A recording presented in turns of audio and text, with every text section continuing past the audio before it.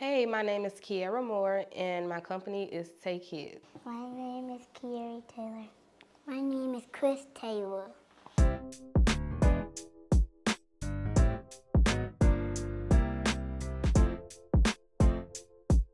Tay Kids started when my daughter Kiairi was in the hospital.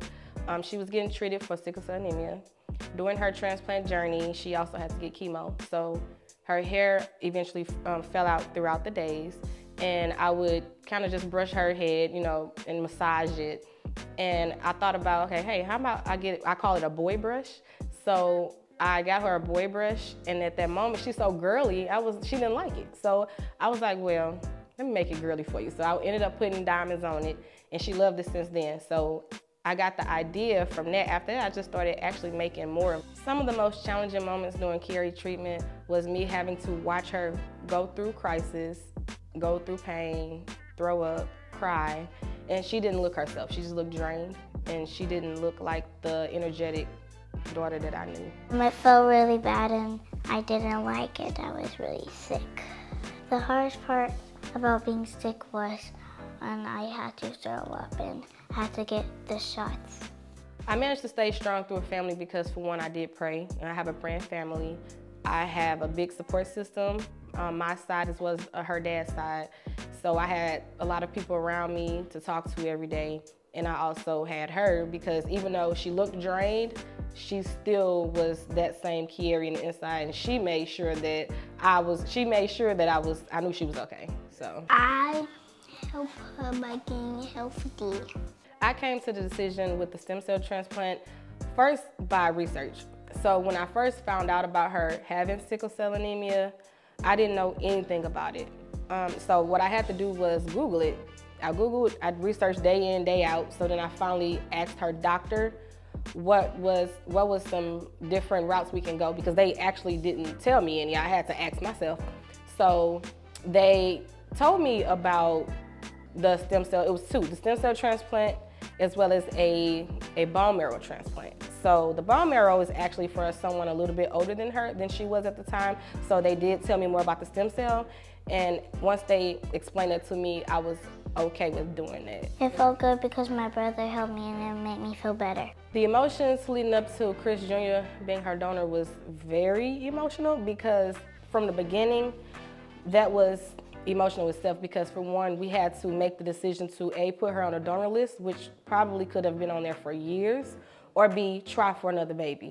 So if we had not tried for another baby, she may not have actually been able to get the transplant. But the other thing with having another baby was he also could have had the same disease. So we had to make a decision. So we sat, cried day in, day out. We decided, hey, if at this point we're gonna try, and if God chooses to give us two sick babies, that's just what we were supposed to do. So we tried. My son was born, he was healthy, he didn't even have the trait, and he was able to be her donor. I feel good by helping my sister. Some things I want people to know who's living with sickle cell is that it's really hard to eat and it's hard to sleep because it's uncomfortable. During the stem cell transplant process, Kiairi was very sick. She, again, just didn't look herself. During the actual transplant day, it was really emotional. She cried. She wasn't really understanding it fully, so it was hard for us to watch her go through it without her really understanding why we letting all the doctors do this to her.